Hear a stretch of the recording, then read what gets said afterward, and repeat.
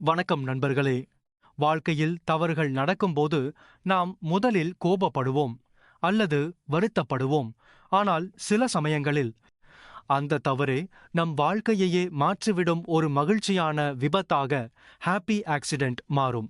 இன்றைய தலைப்பு மகிழ்ச்சியான விபத்து. ஒரு தவறு எப்படி பெரிய வெற்றியாக மாறியது? ஒரு உதாரணத்தை சொல்கிறேன். 1145 ஆண்டு பெர்சி ஸ்பென்சர் என்ற ரேடார் பொறியாளர் இரண்டாம் உலகப் போரின் போது ரேடார் தொழில்நுட்பத்தில் பணியாற்றிக் கொண்டிருந்தார்.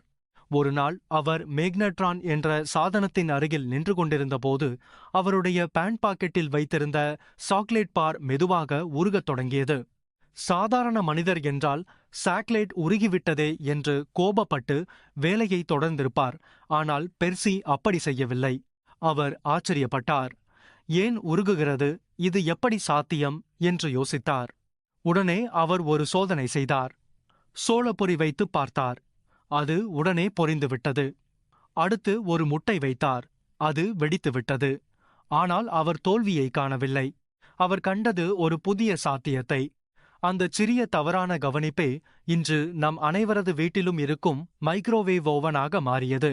ஒரு சாக்லேட் உருகியதால் உலகம் முழுவதும் கோடிக்கணக்கான பேர் சமையல் செய்யும் விதமே மாறிப்போனது. நண்பர்களே, பாருங்கள், அந்த தவறு ஒரு முடிவு அல்ல, அது ஒரு கேள்வியானது. அந்த கேள்விதான் ஒரு புதிய கண்டுபிடிப்பை பிறக்க வைத்தது. நம் வாழ்க்கையிலும் இப்படித்தான். ஒரு இன்டர்வியூவில் தவறாக பேசிவிடுவோம். ஒரு புராஜெக்ட் தவறாக போகும். நாம் நினைத்த திசையில் முடிவு கிடைக்காது. ஆனால் நினைவில் வைத்துக் கொள்ளுங்கள், தவறு என்பது தோல்வி அல்ல, அது ஒரு புதிய பாதையை காட்டும் அடையாளம். உங்கள் தவறை புதைக்க வேண்டாம், அதை ஆராயுங்கள். இதிலிருந்து நான் என்ன கற்றுக்கொள்ள முடியும்? இது என்னை எந்த புதிய வாய்ப்புக்கு அழைத்துச் செல்லும் என்று கேளுங்கள். வாழ்க்கையில் நடக்கும் ஒவ்வொரு விபத்தும் ஒவ்வொரு தவறும் உங்களை தோற்கடிக்க வரவில்லை, உங்களை மேம்படுத்த வந்திருக்கிறது. அடுத்த முறை தவறு நடந்தால் கோபப்படாதீர்கள், புன்னகையுங்கள், கேளுங்கள்.